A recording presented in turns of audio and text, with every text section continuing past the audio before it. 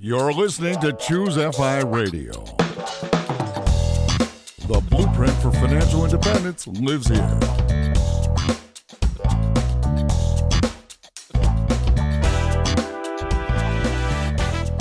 If you're looking to unlock the secrets to financial independence and early retirement, you're in the right place.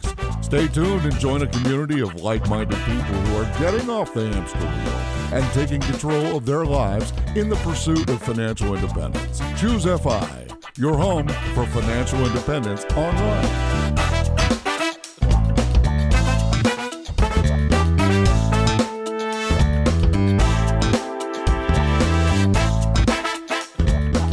All right, guys, very excited to hop into today's episode. We have invited Mr. Refined from refinedbyfire.co to join us on the show today and talk a little bit about his story. And to set it back a frame for this, we actually met him at FinCon of 2018, and he was telling us how since finding the FI community in a relatively short period of time, he has quite literally tripled his net worth.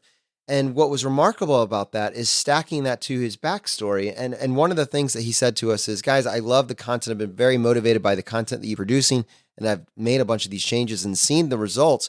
But sometimes it's hard for me to relate to some of your guests because, quite honestly, they haven't dealt with the challenges and the obstacles that I've had to go through. And, I don't want to talk about obstacles just for obstacles' sake, but I think that I have been able to come up with some strategies that may have value for some of your listeners. And honestly, this is the exact type of story that we're looking for. It's been an express goal on this show to document the many different ways that people tackle both their obstacles and their path to financial independence. And I'm really excited about this episode. And to help me with this, I have my co-host Brad here with me today. How you doing, buddy? Hey, Jonathan, I'm doing quite well. And yeah, like you said, this should be a phenomenal episode.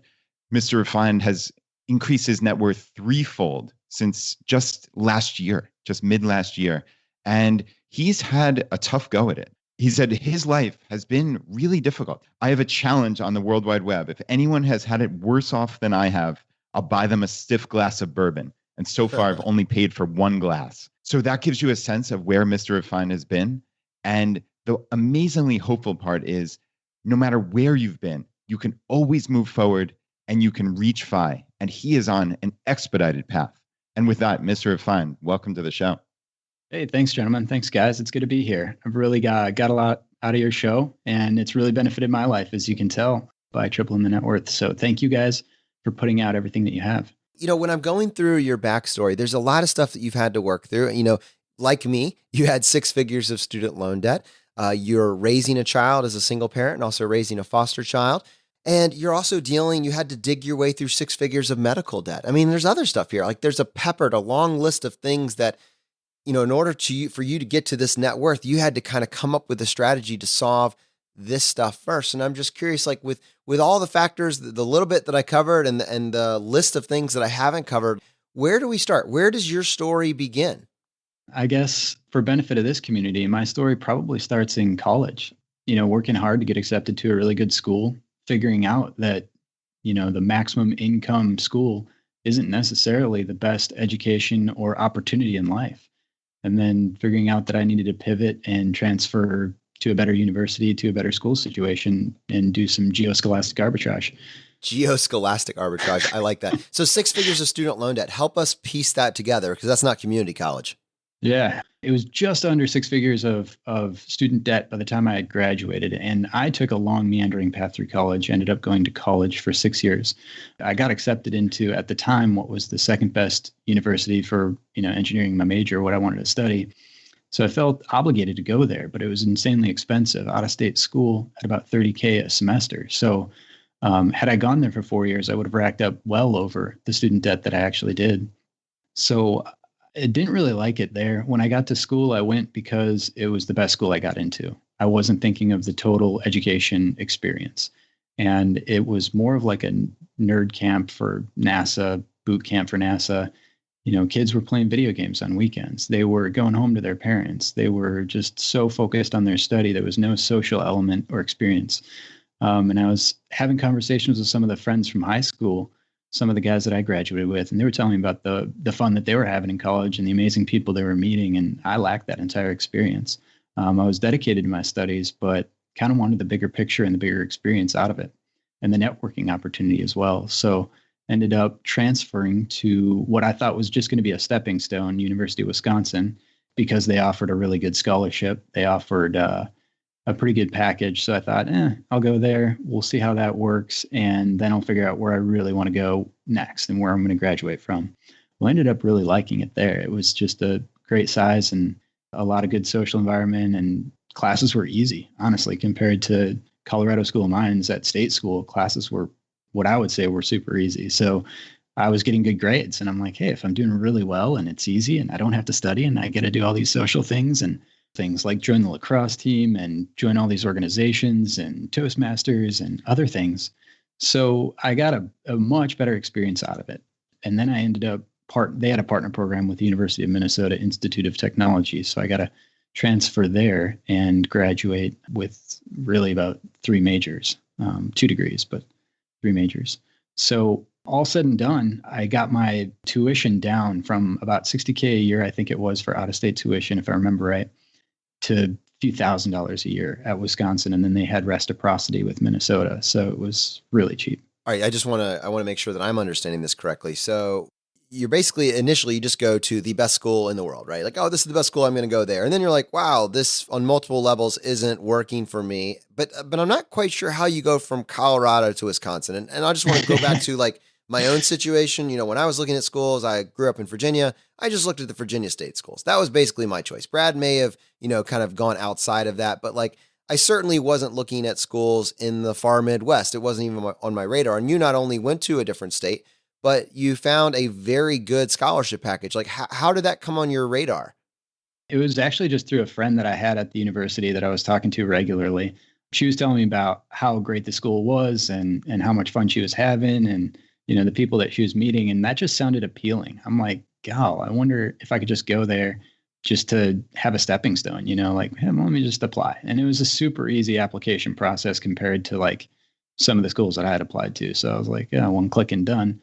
And that's, I guess, how I ended up over there.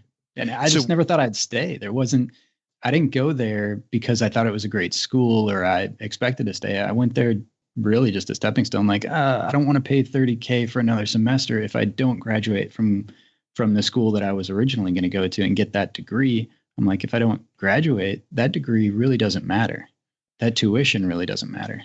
So that scholarship that you got, this was just something they awarded you? You didn't have to apply specifically for it. It sounds like you're describing a fairly easy application process to the school. Was it based on merit and test scores and things like this? Or was there something you actually look for? I think they look at pretty much your total educational package, or I guess your contribution to the school, because they're concerned about their statistics and their grade point averages and things that make their school look appealing and looks, sellable to new students. So I think it was just a combination of a good ACT score, good grades, and a good, I don't know, I guess I applied for financial aid as well, whatever that is, the FAFSA. So with a little bit of discount from the FAFSA, discount, because of grades and whatever else, it just came to a very low total compared to what I was paying. So I was thinking for a few $1,000s to be able to pull off school at a state school, a reputable state school, that's pretty good. So it sounds like you landed kind of on this sweet spot and you got your goal for a fraction of the cost, but like you still ended up with, I think in your words, 2.5 degrees and 100,000 in student loan debt. So it's kind of like you landed on something, but you didn't realize what you had maybe, and then you just didn't fully optimize it until after the fact. So when you come out with 100,000 in student loan debt, how do you get that down to 34,000? What do you do there to reduce that balance? Student loan debt is in very few cases forgivable. I mean, there's the Debt Forgiveness Act. There's very few things. You can't claim bankruptcy. So in my case, I actually had some unfortunate life circumstances that happened shortly after I graduated. And pausing the good flow of this conversation, it might be best to kind of weave that into the story of the timeline story version where, I kind of just stepped through things chronologically because it's kind of like a Job story of things piling up on top of each other and on top of each other. And so I was actually laying on my bed recuperating after being assaulted when I had one of my student loan providers basically send me a letter saying they were suing me and they were collecting the sum in full. What I'd come to find out was that lender was also lending to the housing market. They were also lending to real estate loans. And I graduated college in 2008, and I guess they were having a real tough time collecting on their loans. My loan provider ended up going into bankruptcy, and I got a letter from them, or their attorney, I guess the collecting attorney. And she's like, hey, you need to pay this back immediately. We are collecting this sum in total. And I was like, is that even possible? I didn't realize they could do that. I thought, stick to the payment plan. I called an attorney. Luckily, I had a good fi hack there as well. Program out there that's called Legal Shield, and it's like car insurance for law issues. There's some monthly retainer fee of like $26. It's not expensive. At least that's what it cost at the time. It's like car insurance. If you wreck your car, you use that insurance, and this is legal insurance. So if somebody tries to sue you, you call them up and they'll theoretically defend you for what you've already been paying.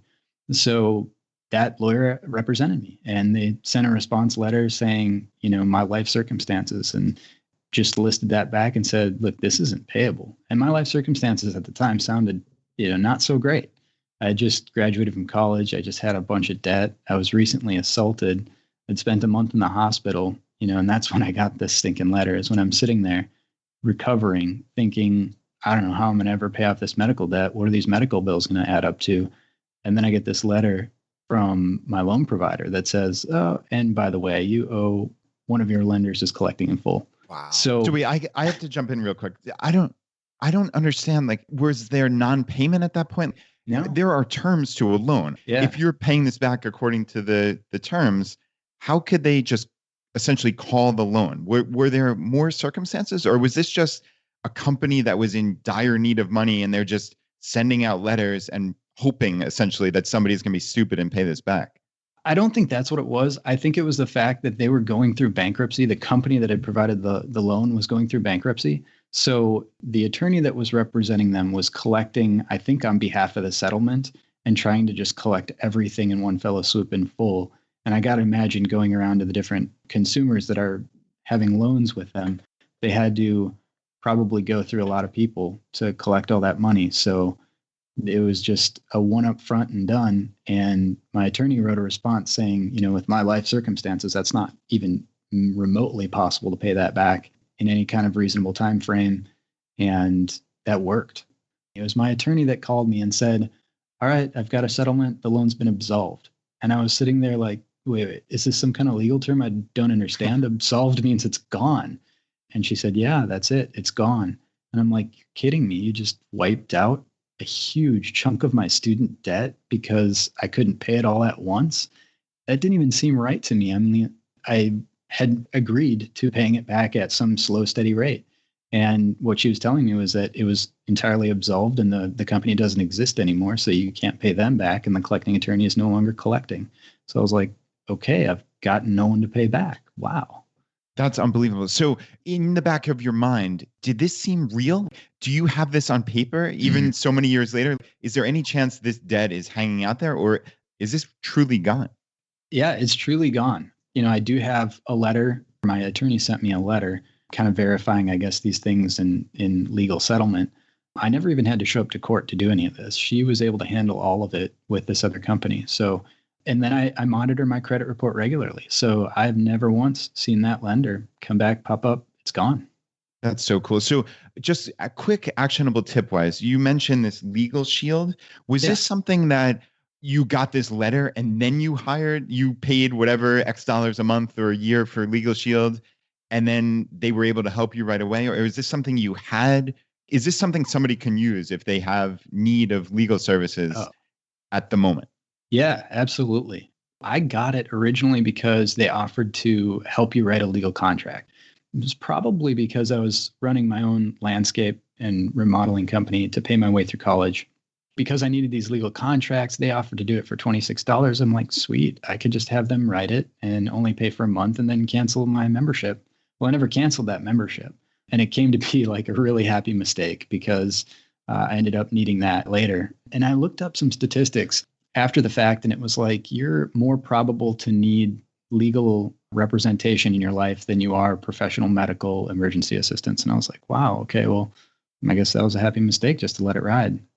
I had something like that at my job. They offered a prepaid legal service. It was something even slightly cheaper. It must have been subsidized by the company. It was like $150 a year. And I was actually able to hire an estate attorney to write our will. Like basically for $150, we got this entire set of estate documents by a very reputable attorney. So I've personally used a service like that, which is neat.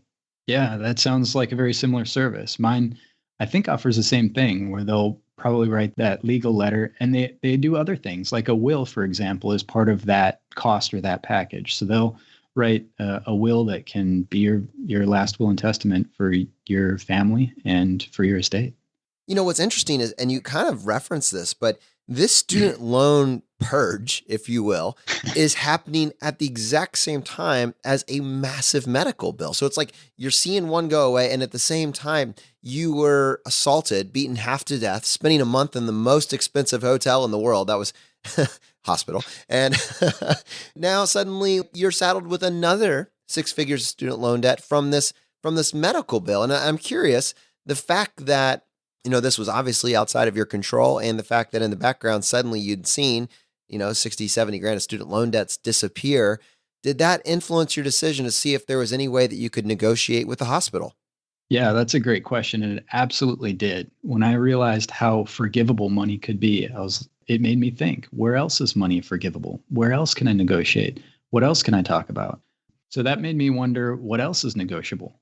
And it turns out almost everything is. If you can put a dollar sign in front of anything, it's negotiable. That's a profound point. Everything is negotiable. And I'm curious, in this particular situation, using that principle, what were you able to negotiate with a hospital? What conversations did you have? It starts probably when I was still recovering, at home laying in bed and, kind of dreading the hospital bills that I knew were going to roll in. I didn't know what it would total. I couldn't even conceive. I'd never been in the hospital, let alone for an entire month. So I was really worried what that might total. And I got one bill, one of the first bills that came, and I remember opening it up and looking at it. And I'm like, oh, 10 grand. Okay, that's not so bad. 30 days, 10 grand. I can pay that off. That's achievable. Like a few days later, another bill came in, and it was, I don't know, maybe another 5 grand. And then another one came in, and it was, several grand more. And I got all these different bills, and I'm like, wait a second, I think I've been double billed. And I called the hospital, and they said, oh no, that's actually your hospital supply fee. That's a different company that bills you. And I'm like, all right. Well, what about this one? Oh, that's your surgeon's bill. That was for doing the surgery. And that one was ungodly. I went through all the stack of bills that had piled up, and everyone billed separately. And I just didn't realize that was the case. So I had a anesthesia bill. I had a surgeon's bill. I had a doctor's fees. I had medical supplies. I had, just the basic room and board. It is ungodly what they would charge you for a meal in the hospital. Had I known that, I would have been, intermittent fasting for months at a time. Absolutely. And if you think about it, when you're laying in a hospital bed, you're not spending much energy. So the saltine crackers would have tided me over for. They would have charged you for them, though. You get that very small increments. But wait a second. What about health insurance? Max out of pocket of what? Maybe for an individual, $6,500. For a family, max out of pocket, maybe $12,000. Like, shouldn't that have been your upper limit? Yeah, that sounds great if you have it. I didn't have medical insurance. I graduated college. I took a job at a company that I did an internship with. And this was 2008. It was a little bit difficult to find a job back then. And they offered to extend me an invitation, I guess, to continue that internship. They couldn't offer me a full-time position. They couldn't offer me full-time benefits. So I said, well, I'm applying. I don't have another job. I might as well just say yes and take that while I continue applying and looking for something with the full package. I eventually did find that position and decided to leave, and they understood. They're like, I've talked to management. We're on a hiring freeze. We can't possibly offer you a full-time position, so we understand why you're going. So I went to start this new job, and 2 weeks into it, really excited to be with a Fortune 500 company. 2 weeks into it is when I was assaulted. So this was 2 weeks before my medical insurance started. Oh my. All right. Well, we are where we are. You've gotten 30 or 40 medical bills at this point, and you're getting new ones every single day. It's totaling up to close to 6 figures of debt. Like, talk us through the outcome of this. Is this like a payment plan spread out over the next 80 years? What do you do? As I started to recuperate and get back to my feet, I was totaling up all these bills after I was recuperating, and I realized that the total came to just under $100,000. While that gave me a little bit of hope, it was just under six figures. It was still more than was conceivable because I knew that I had just under 100,000 in student debt as well. So how do I go at this mountain of debt? How do I overcome this? I mean, that's almost $250,000 worth of debt between all my spendings, between my medical debt, my student loan debt, and anything else that I had. So the thought actually entered my mind of, hey, I've got an idea. I'll skip country. Like, forget this. I've got my college degrees. I can take those with me. I'll throw those in my suitcase. I'm out of here. Peace out, America. You can keep your student debt. You can keep your medical debt. I'm gone. I'll start over in a new country. I'll start over with a new life. Maybe something as gorgeous as the mountains of Austria or something. Over there, I don't have the debt. Over there, I'd be able to just get along with my degrees, my education, maybe get a good job, maybe find somebody to marry over there. But that wasn't the path of greatest integrity. Well, it played out in the theater of my mind. I couldn't just walk away from this debt because doctors had worked very hard to stitch me back together, and they earned their income. Professors spent lots of hours preparing lesson plans, and they earned their income. So it wasn't something that ethically I could just walk away from. But at the same time, it felt like staring down a double-barrel shotgun, looking at that mountain of debt. So I just sat back and said, how do I solve this problem? If some of my student debt could literally be absolved in nothingness, what else could I do? And I was a little bit frustrated when I had called on some of my medical debt and asked them to substantiate some of these charges. Why was it so expensive? Why did I have $6,000 worth of medical supplies when all I can think of was just a few simple provisions? Where is this cost? Break this bill down. And I had to call again and again and again. And I had to escalate it to their managers or their supervisors. And I had to really press. They weren't forthcoming with what things cost. And then they delay you. They play this game of, yeah, we're not going to answer that until the day before the bill is due to try to use a pressure tactic to get you to pay. We're going to give you that answer when we are comfortable doing it. So that's after you're going to incur some penalties for being late. So just go ahead and start paying. So after pressing them relentlessly, I finally got an itemized bill. And the cost of things was just absurd. I mean, $17 for a roll of toilet paper, that's pretty expensive. I understand that the cost goes up the second it enters the doors of the hospital, but you can't substantiate that. And I don't think they could if they had to stand in front of a judge and say, really, you're charging them $17 for a roll of toilet paper? Well, that's the reason they were so hesitant to breaking out the itemized costs of a medical bill. They don't want you to know how much they're really charging you for all this little stuff that would be absurd. You would completely protest if you knew that that's the cost they were charging you for each individual thing. So that made me think, well, I'm going to negotiate. I'm going to just see, hey, look, this isn't something I can do. Here's my total financial package. I don't have a means of being able to repay this. I've been out of work for over a month now, and I'm going to be out of work for a little while longer. What can we do? Work together with me on this bill. This is what I can afford to pay you right now.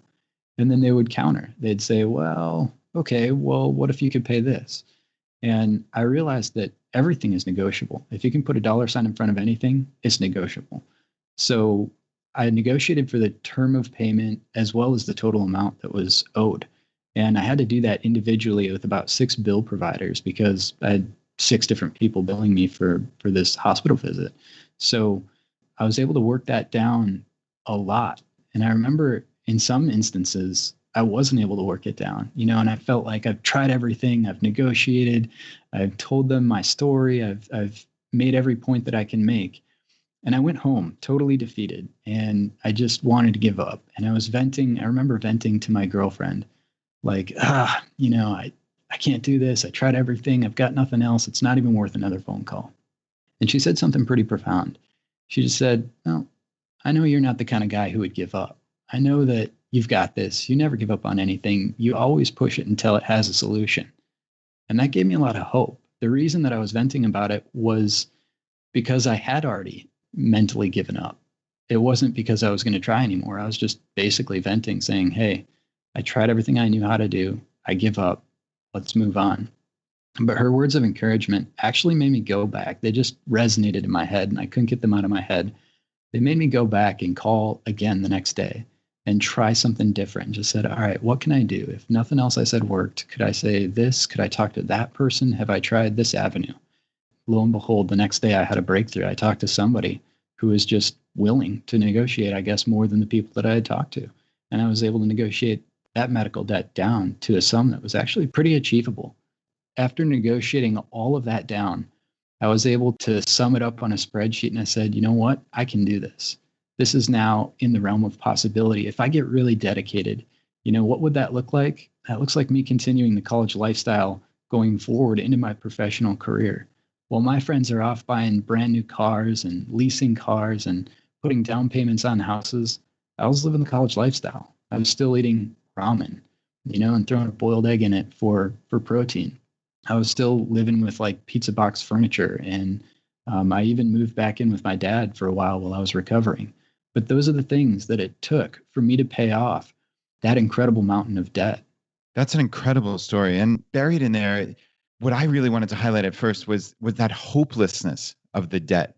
You had this mountain in front of you that you actually considered, it sounds like legitimately considered leaving the United States and just skipping town, essentially. I think clearly you made the right decision and the admirable decision to stay. And like your girlfriend said, you're not the type of guy to give up. So yeah, that's huge. But just that fact, and I'm sure many people can relate to that, right? This looks like a mountain that how on earth can I scale this? Am I going to be paying this for the next 50 years? So that I just really wanted to highlight. But I'm curious, how many phone calls do you think you made in total? Like, are there any specific tips? So you've iterated, right? In essence, you've done this so many times. There might be someone listening to this that just got hit with a $50,000 medical bill and they're making their very first phone call. What would you tell that person? What have you learned? Yeah. So I've learned a lot through the process. You asked how many calls I made. I did make a lot of phone calls. And what I noticed is sometimes I would be in a different mood, I guess, when I called people. And when I smiled before I began a conversation, that conversation went entirely different. When I picked up the phone and said, "How are you doing?" And they said, "Oh, good." I said, "Yeah, me too. The sun is shining here. What's it like there?" "Well, I'm in Arizona and it's really hot here." And when I made a personal connection with people, or when I was able to start the conversation with a smile, that smile translated through the microphone. It's part of the tone of the way that you talk. And those people treated me different. And I realized that if I just treat them like a human being, if I have all the kindness that they're having a tough day, that they've probably talked to 10 people that chewed their ear off, and just approach the conversation with a different attitude, it totally went different. And when I showed them that I was listening to them and repeated back some of the things that they were saying and appreciated them for, giving me that information, and then still advocated for my point, that's great. But look, I'm in this situation and I can't afford to pay that much. Here's what I can pay. This is what I'm currently making, and this is what I'm paying on other debts. Do you realize that I have 7 other debtors right now? That made a difference. And then I think the human element took over and they said, well, all right, there's a few things that I'm authorized to do. I can do this, that, or the other thing for you. And when they were able to just knock it down a little bit, it opened the door. It opened the door to me continuing to develop that personal conversation with them. And, some of these people I have notes on still. Taking good notes is very important to furthering these conversations, especially if you have to call back several times, especially if you have to talk to 6 or 7 different phone representatives. So like when you called back, would you say, "Hey, I was talking to Mike last week and we were discussing," would you set the frame for the progress that you had made up to that point to be able to continue going forward? Yeah, absolutely. So the more information that you have, the more specific that you can be. That was definitely beneficial. So when I can call and say, "Hey, yesterday at 2:30, I was talking to Mike, and he said that if I called back today and I talked to you, you would have the authority or the ability to maybe discuss this balance with me and setting a time frame for repayment for that. Where can we go with this? He said that he could do this. What about you? Could you do something to help me out here?"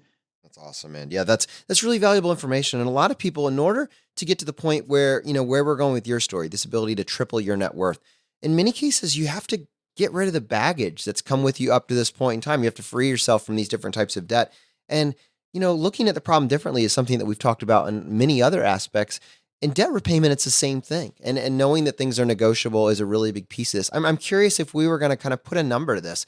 You're starting out, we talked about your student loan debt. We'll just keep that separately. you have like 6 figures of medical debt. So let's just call it $100,000. Like, how much, after all these phone calls, all this time that you invested, how much was your negotiated amount? How much did you end up paying towards this medical debt? This was a few years ago before I was fired, so I didn't keep as perfect a record as I might today. I'd have to do some forensic analysis to CSI that number up for you, but I believe that I negotiated that number down from $100,000 to, I think, $12,000.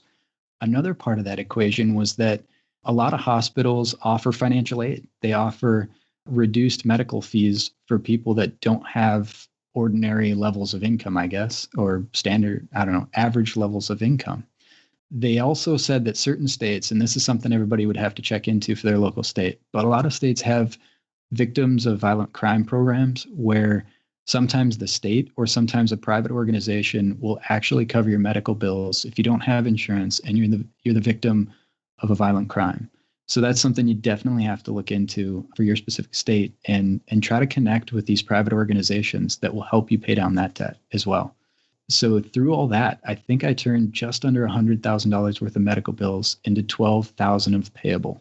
That's amazing. So we've highlighted the student loan debt and now this medical debt, but you said everything is negotiable, and that's something you've found throughout your life. Are there other instances that you can point to? I think most people think the price is the price, right? This comes from walking into a store and seeing a shirt for $30 to, hey, my hospital bill is $100,000. That's what I owe. Where else, what other interesting ways have you found things being negotiable?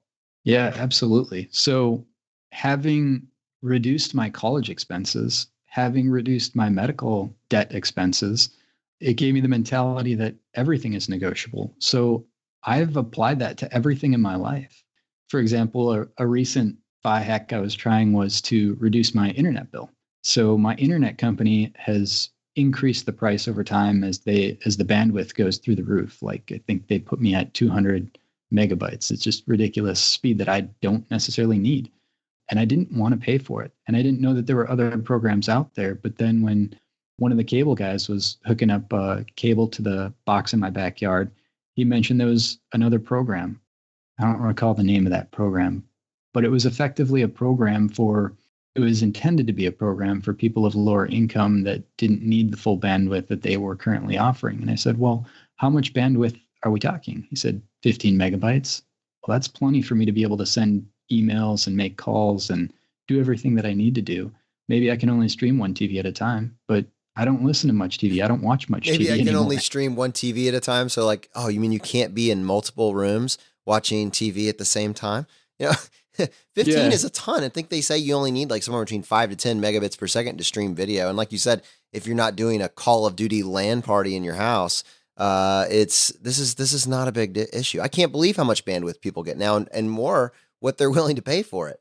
Yeah, it's a little bit ridiculous. And 200 was crazy. I was like, what am I going to do with the extra 180 that I'm not using? Pay for that and not use it?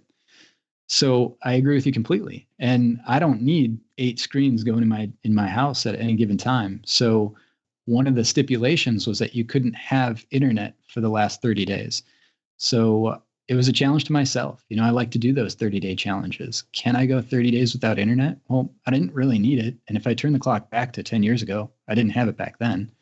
So do I need it now? I thought I could at least go a month, and it would at least be an experiment, something fun to write about, to figure out if I could go a month without internet. And I had it at work, so that wasn't a problem. Like if I needed to post an article, I could just do it over my lunch break, write it out ahead of time, and then post it over a lunch break. So I was willing to try it. And I think just that willingness to try something that most other people scoff at is probably why I've been able to achieve what I have, why I've been able to save as much as I have, or employ some strategies that other people just scoff at and look the other way. So I went without internet, and it was easy going. Like I actually didn't miss it that much. And, you know, if I needed to, I could check an update on my cell phone. But then it got to me when I had to drive my kids to the local library because their homework was online every Wednesday. So I was like, oh man, this extra hurdle is just enough for me to want internet again. So I called them back. I think it was 6 days into this experiment. I called them back and I said, all right, here's the story. I am willing to go the 30 days without internet, but I understand you're a salesman and you're trying to meet your sales quota. I'm willing to sign up with you today, or I can wait these other 24 days until the plan is available to me. He looks at his computer. He's like, so you're willing to sign up today and I could get the sales commission? Yeah, here you go. Here's your internet service. We'll have a guy out tomorrow. And how much did that save you on your internet package? Yeah, so it went down from $65 a month down to $15 a month. Wow, that is awesome. That's awesome. So really what I'm hearing is human connection, right? And also understanding where that person is. So when you talked about the medical debt, this was, hey, this person probably had 10 prior phone calls than me today that were just awful. And if I act like a normal person, if I literally put a smile on, somehow that transmits. And here, this is another instance where you're putting yourself in that person's shoes and saying like, all right, what's their incentive? Their incentive is to get a commission. I can do that today on this phone call. And you're just making that connection with the person. You're not being a jerk, right? You're not saying, oh, do you want my commission? Like, it's nothing like that. You're just saying, hey, look, I can wait these other 20 odd days, or we could do this right now. What's the best for you, right? And that's a pretty cool way to connect with someone. Yeah, it definitely is. When you approach a conversation as you're walking up to somebody, you're putting your arm around their shoulder and you're saying, all right, pal, all right, friend, here's the problem. Here's what I'm trying to accomplish. Here's what I need to achieve. Here's what's in it for you. Do you think we can solve this problem? And when it's a we can solve this problem together, you've just brought them into your problem. And they're more willing to help you when they've been invited into your problem rather than you're forcing angry commands at somebody. That has never gotten me anywhere. Yeah, I totally hear you. And this is just one of those like strategies for life type things. So many people walk around angry. That's how they deal with other people. Or like, it's almost like they're just trying to get this out or like prove that they're right or something like that. And it's like, do you really think that's the best strategy to essentially win at life? I don't think that's a good strategy at all, because who's going to want to help you if you're walking around as an angry jerk all the time? So yeah, I absolutely love this line of reasoning that, hey, put your arm around them, put yourself in their shoes and see what makes sense. And let's work on this together as a team. And I spent a lot of my time working, I was a pharmacist and really, I want to translate this. I was a customer service representative, right? A lot of what I did was relationships. And there's just two things that I noticed that, having been on the other side of this, that they're valuable. One was be a nice person, right? I mean, bring someone into your problem from the right side. Instead of an antagonistic relationship, just give them the opportunity to help you, and it changes the frame. They want to be in your corner. But then the other half of this, and this is key, be the squeaky wheel, the person that's constantly doing the touch points. And this relates more to those first two issues. If you're checking in every couple of days and you're saying, hey, we achieved this, that first time that person may want to help you, but they get off and they have other people that are being noisier, they're being louder. In some cases, maybe they're being meaner. And just because they're a squeaky wheel, they're higher up on that priority list. If you can be the nice, normal human being who is also, hey, hand up over here, those two things combined are incredibly powerful. And it requires, in many cases, it requires both of them. So I wanted to I've been on the other side of this from the customer service perspective, and I've seen that. And those two together are very powerful. Yeah, Jonathan, that's absolutely right. When you come side by side with somebody, and that happens virtually when you're on the phone in a phone conversation, it's a different frame of mind. It's a different attitude when you don't come at somebody saying, hey, answer my question, solve my problem, or I'm escalating this to your manager. When you say, you sound like a pretty smart guy. You've been able to help me out so far. I bet we can resolve this between you and I and not have to escalate it to your supervisor. Then they have the incentive of, yeah, I don't want that. I already had to do that with the last two calls. So let me do what I can to try to solve this problem. There's a lot of actionable content that we've talked about up to this point that many people that are maybe digging their way through some obstacles can benefit from. And I think that's important.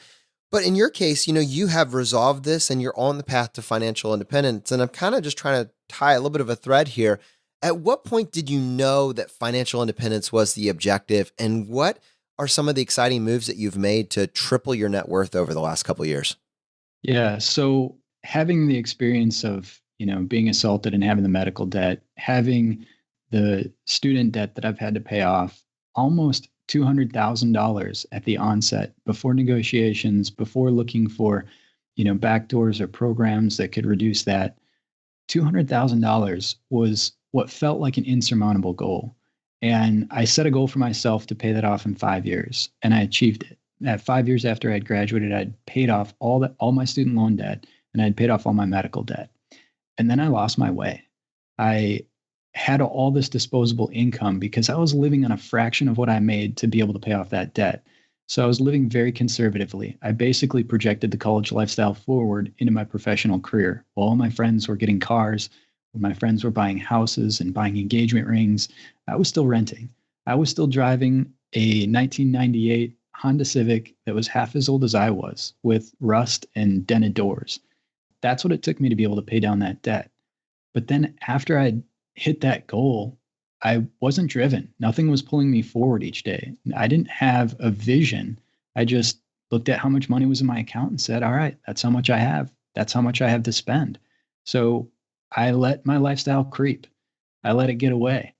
And I am ashamed to admit it, but I owned 3 cars, even though I haven't ever figured out a way to drive more than 1 car at a time. I owned 3 because I had the disposable income now that I was able to throw towards a hobby or a fun car or a project car. To be honest, man, it sounds like you're drifting. And that's kind of something that I've observed with people. Debt free is not the end of the journey. Frankly, it's the beginning. What snaps you out of it?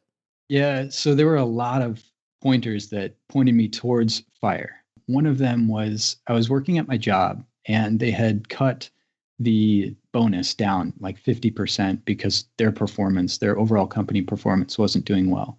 I felt a little cheated, like, hey, I'm willing to work very hard, and achieve that bonus. And you're cutting it down. And it was something like, $5K, I think, after the cut. And I kind of thought about how much money that is and how much work it would take me to achieve the goals necessary to earn that bonus.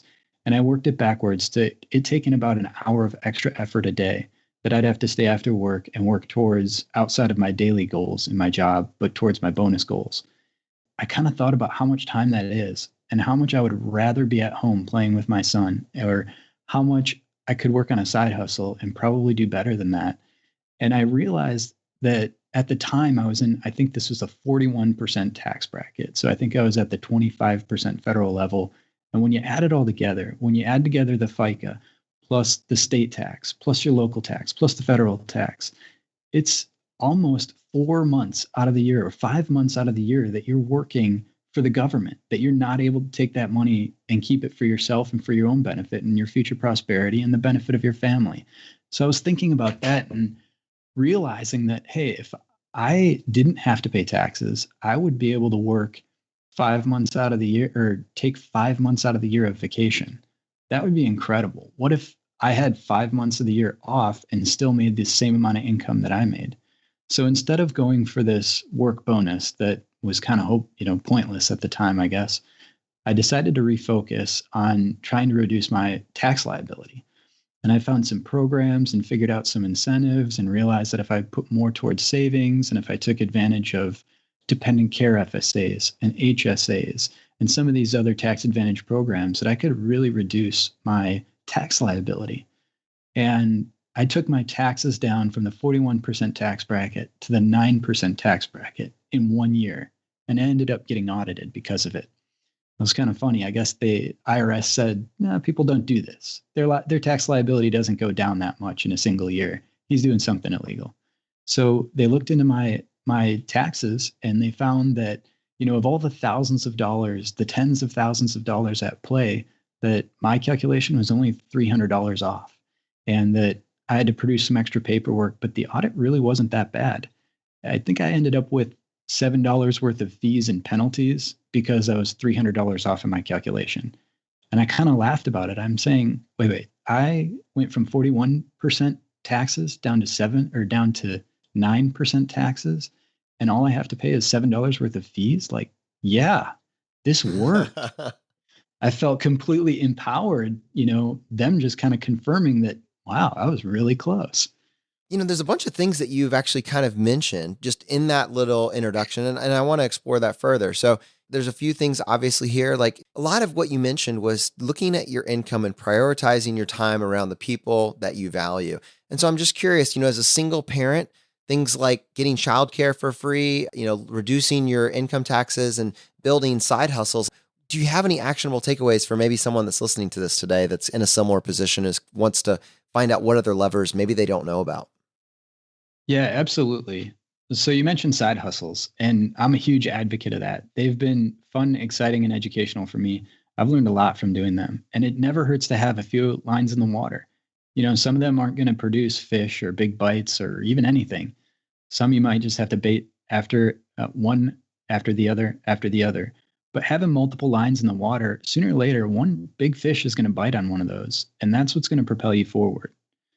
So, as far as some of the tax advantage accounts, the dependent care FSA is just a way of earmarking some of your income going towards childcare that you can do in a tax advantaged way. So, instead of paying taxes on that earned income, you would have paid it towards childcare anyways, but you're just earmarking it specifically for that purpose. So the government actually gets to hold on to it for a year or as long as you allow them to before you make withdrawals, if you make regular withdrawals, or if you just make a year end withdrawal.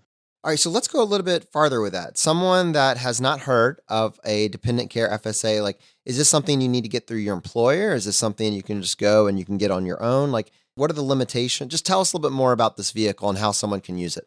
Yeah, so a dependent care FSA was one of the first childcare hacks that I tried, and it's a really powerful account. This year, I believe the limit is $5,000, the maximum limit that you can contribute to a dependent care FSA. Well, most people, especially if you live in a high income area, you're spending well over $5,000 for childcare. So, specifically, if you have multiple children too, I get my dependent care FSA through my employer currently, my W-2 employer. And it's just one of the options that I can opt to contribute up to $5,000 of my earned income towards childcare, essentially just earmarking it and saying, yep, government, that's how I'm going to spend the money. And if I don't spend it on that, there's going to be some kind of penalty that I incur. So let me compare this to maybe like a healthcare FSA, a flexible savings account where, if you don't use it, you lose it. I think there's like $500, maybe a rollover that you get each year. But with a dependent care FSA, is it the same deal? Does it roll over from year to year? And if it doesn't roll over, does that mean you're simultaneously funding it and spending it that same month? Like, just walk us through the mechanics of using a dependent care FSA. With a dependent care FSA, you have to use that money for that purpose. A lot like any retirement account, you have to use it towards retirement. Otherwise, you incur a 10% penalty on it. A dependent care FSA is very similar. You get the tax advantage as long as you use it for that purpose, and then you avoid all the penalties and fees. It's a lot like an FSA. A dependent care FSA has to be used within that financial year, but they do give you a grace period. And you have to check with your company on what that exact grace period is, but it's usually till around tax time to be able to use that entire income of the previous year. For example, this year, let's say I put $5,000 in my dependent care FSA. I have until tax date 2020 to be able to withdraw all that money and make sure that it goes towards the expense of childcare. Now, some people that don't want to just let that money build up will elect to withdraw it on a regular basis. So, for example, you can withdraw that money and use that to pay your childcare on an ongoing basis as the fees incur. All right. So I'm just going to put my CPA's hat on here for a second and just bear with me. I think you basically followed all the tenets of what people in the FI community would recommend, which is max out your pre-tax buckets. So you described, I think, like a 41% effective tax rate. And that sounds a little high to me. What I think that is kind of adding up like the marginal. So you said you were in the 25% marginal bracket for federal, and then your state, and then FICA taxes. So I can see where at the margin, that last dollar is somewhere around 41%. But the important part is by maxing out these pre-tax buckets or contributing to them, you were able to reduce your federal and state liability. It sounds like down to almost nothing. Obviously you have to pay FICA tax, right? That's just the way it works. So as I'm understanding it, that's kind of how you got to that 9%. But just clarify that for me. And then were there any other tax hacks that you used to get yourself all the way down that far? Yeah, you're right. It was getting that tax rate down, and that gave me so much momentum because when I was able to get it down so far in my first year of looking into taxes and what an incredible bump that was to my take-home pay or my investable pay, it was motivating. It was completely motivating. So I said, if those are options that are out there, what other options are there? I know that there are more pages of tax code in America than anyone can read in their life. So there's got to be some other loopholes and programs out there that I could take advantage of. And I started finding incentivized programs out there that I could take advantage of. And they would either give you a tax reduction or sometimes a tax credit. So I was able to get that tax rate down even further the next year. There's a tax credit out there, for example, foster care. It's something around $13,000 that's exploitable over a 3-year period if you're a foster parent who's attempting to adopt a child. And that happened to be my situation. I've had a foster daughter for 4 years, and it was a contested adoption. So I had some legal fees, quite a significant number of legal fees, and I was able to get a tax credit to offset the cost of some of those legal fees. So that was another way of getting my tax liability down even further. And one of the things about your story is that, you mentioned that you are in the process of adoption right now and that you have a child that you're raising. So, you're a single parent on the path to FI. That kind of, I'm sure, adds its own unique perspective to your story. Do you have any insight maybe for the people that are listening to this that are in a similar situation and are trying to think about what else can we optimize? What else can we do with kind of this fixed path? Yeah. So there's a lot of things that are, I guess, just too difficult to consider for most people. Like at this point in my life, I'm 35 years old. I have 2 kids that are living with me at home. And some of the biggest levers out there, I still haven't pulled. I'm not doing a house hack and several others. So I've had to change my frame of thinking. Sometimes just step back and say, okay, well, taking on a roommate isn't what I want to do right now. I've got a house that I want to be clean and I don't want to have to deal with other people living here. And as a foster father, they have to be approved by DSS. They have to go through background checks and do a bunch of paperwork, and there's quite a bunch of hassle. And I was sitting back and thinking about that one day, and I realized that's a limiting belief. How do I overcome that limiting belief? I can still do a house hack. I can still pull one of the biggest levers. I'm fortunate enough to have Coach Carson in my backyard, and I talked to him about what I could do to move my financial picture forward. And he said the house hack. So how do I do that at my age with kids? I found a really cool hack that is free childcare / house hack combined. So just stacking together those financial hacks, I think, is one good advantage. So what I'm doing is I have this front room that's pretty much useless. It's been my storage room as I remodel each of the rooms in my houses. And I can easily convert that by putting a couple doors on it into an additional bedroom. And then I can use that additional bedroom to do my house hack and to bring in a nanny. So I'll get free childcare effectively for just turning an unused room in my house into a nanny's quarters. If you think about that, that really solves the limiting beliefs of, well, I don't want other people to make my house dirty and, I don't want them coming and going or partying or anything. Well, a nanny probably wouldn't have those tendencies. And if part of her commission is to help keep this place clean, then that eliminates that limiting belief. That's awesome, man. And it's really cool to kind of be able to look at that picture holistically and say, what else can I do? What other levers can I pull? And then if you say, well, I can't do that. So many of us ask for advice from people, right? You ask for advice. I want to improve my financial situation. What can I do to improve it? And then they get 20 or 30 suggestions. And our immediate thought is to tell every single one of those individuals why it won't work, right? You've asked for advice. You've been given all these great insights. And then you're immediately telling them, well, that won't work. Well, that won't work. Well, that won't work. What if you could flip that script and say, well, what if it could work? How can I make this work? And frankly, it's just changing the question a little bit to say, how can I make this work? And then slowly getting yourself there. And I think that's valuable. Now, all of this together, I mean, the moves that you've made up to this point, maxing out your pre-tax buckets, throwing lines into the water, reducing your debt, getting rid of your debt, and living a lean lifestyle have allowed you to basically go from having essentially flatlined your net worth over 1 decade to having tripled your net worth within like 6 months to a year, something like that? Yeah, that's right.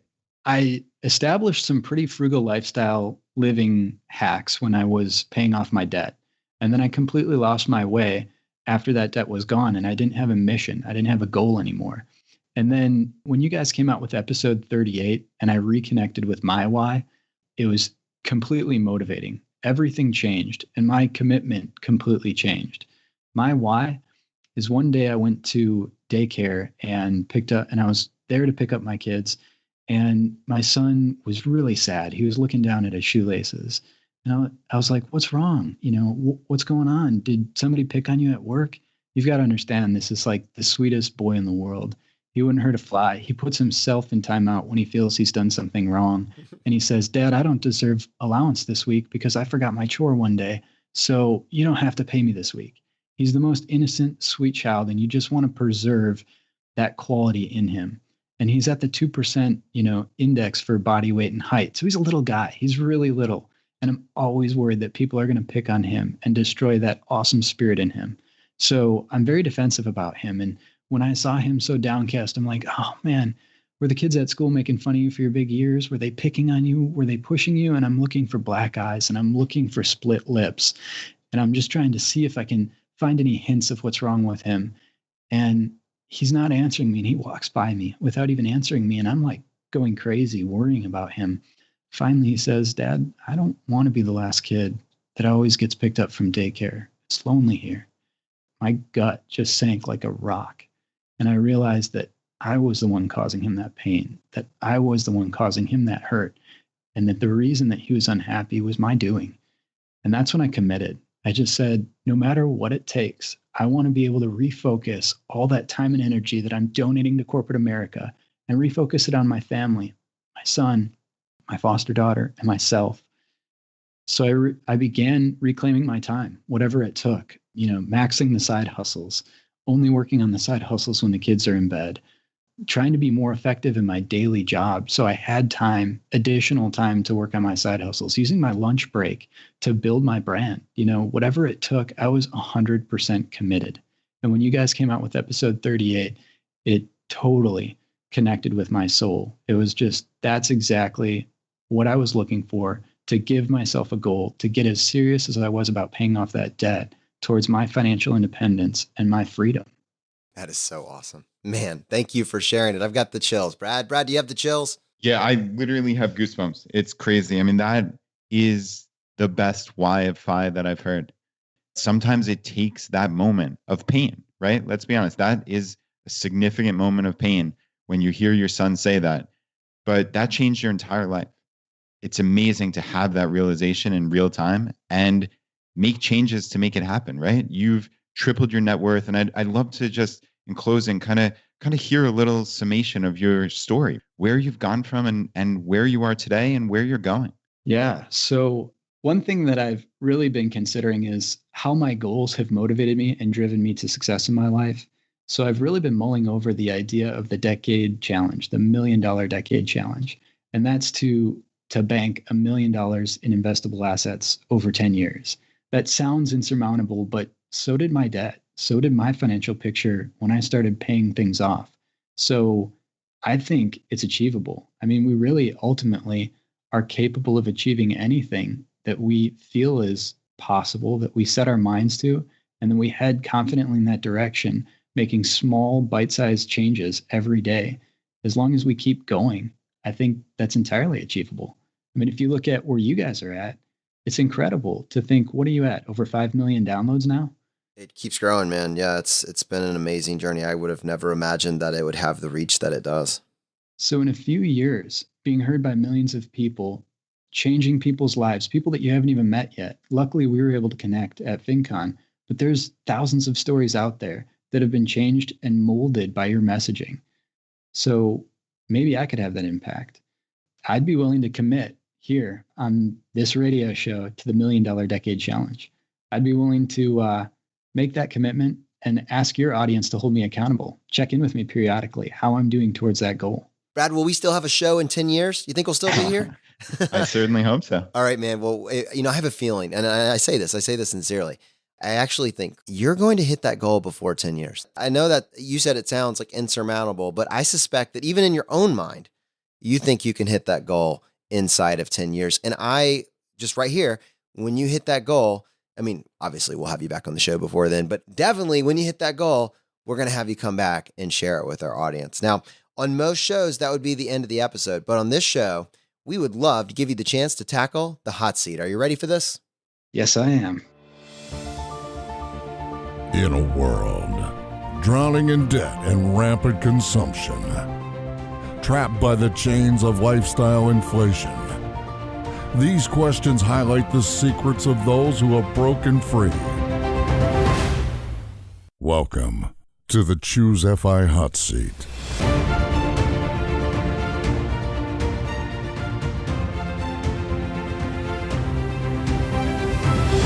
All right. Question number 1, your favorite blog that's not your own. Yeah, so I'm an avid blog reader. There's a few that I really like. I guess I like Joel from FI 180 a lot just because I connect with his backstory. You know, the path of kind of losing your way and then realizing, what am I doing? I could be using my time and money to buy my future freedom. So his is one of my favorites. There's also a really good one out there, Joel. I'm hitting the Joels today. 5 a.m. Joel. He has on his mailing list, he has these less than 60-second reads that are really good that I've actually added to my morning routine because they're really motivational or inspirational, or they just give me a great thought to meditate on that day.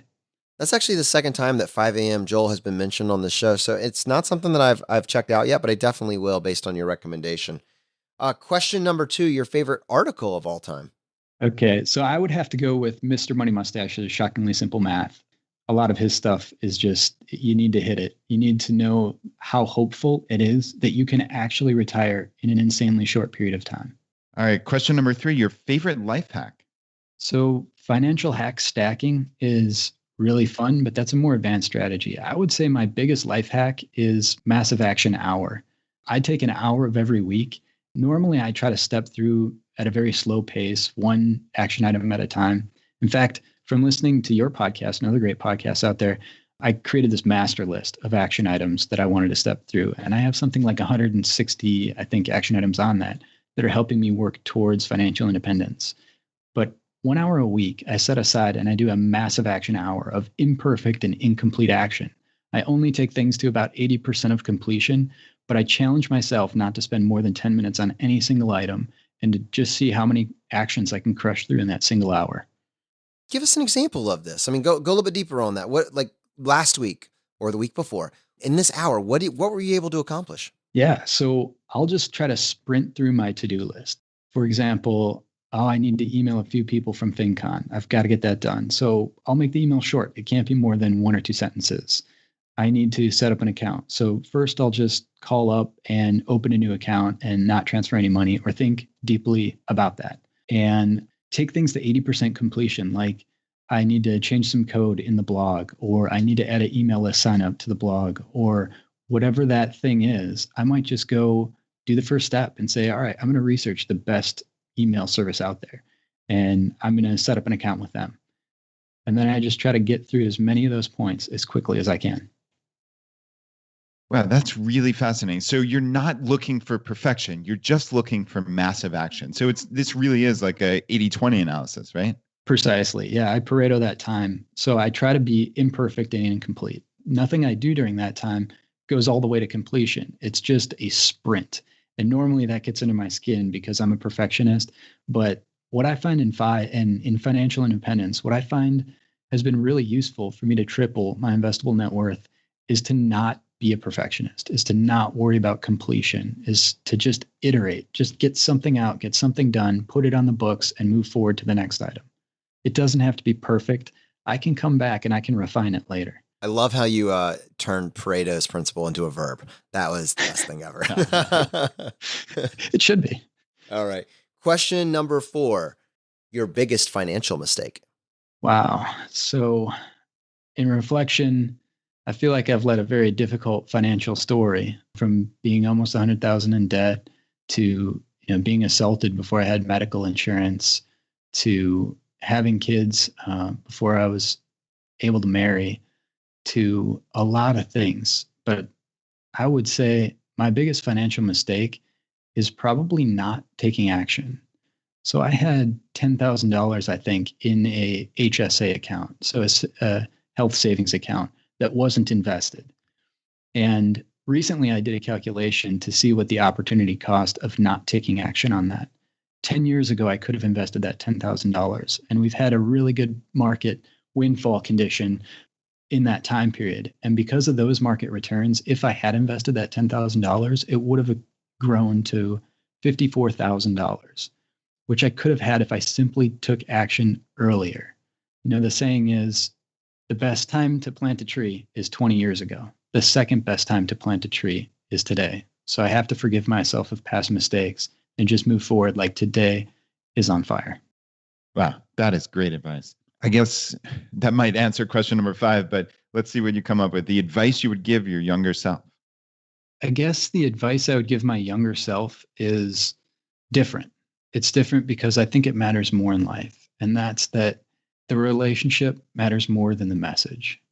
Your relationship is your opportunity or your microphone to speak any message that you might have. And if you're too infatuated with being right, if you're too concerned with looking smart, you can damage the relationship at the expense of being right. But the problem is that if you damage that relationship, you cut off all your future opportunities to be right. You won't get your message out if you put the value of the message ahead of the value of the relationship. So I guess I would be more relationship focused, because it's from those relationships that your network happens, that all your financial opportunities happen in life. That's a really profound advice, man. Now, we do have a bonus question for you. What purchase have you made over the past 12 months that has brought the most value to your life? That's a good one. Instacart, lately, I'm a newbie to that, but it has been awesome. Just have somebody else shop your groceries and they show up at the door. That's pretty sweet. But I would say that probably comes in second place to Audible. Self-development is just the most important thing I can do with my life right now. And becoming a more refined, better person each day moving forward. I just want to be that gift to somebody one day that they've been praying for their entire life. And I want to be that future all-star employee that can really rock things out, hopefully working for myself. But if not, I think there's just so much benefit in bettering yourself a little bit every day. You know, I love both of those recommendations. And actually, I want to circle back to Instacart for a second. I've been thinking about this for a while, and I haven't pulled the trigger, and I'm not even 100% sure of the cost structure for Instacart, but I believe it at least starts out as a free trial. But like the way most grocery stores are set up is that they are designed to make you buy things that you don't need or didn't know you needed until you walk in the store. That's basically the entire model, right? And if you have something like Instacart, even if it costs a little bit of extra money, that means that you have to have a plan. Like you've planned out what you need to buy ahead of time, and you're only buying what you've planned for. So it strikes me that both from a time perspective, from a planning perspective, from a perfect utilization perspective, if you were to add something like an Instacart to your plan, it's beneficial on multiple levels. Now, I haven't pulled the trigger on this. I haven't used a service like Instacart yet, but it's been on my radar for a while that maybe there's something here.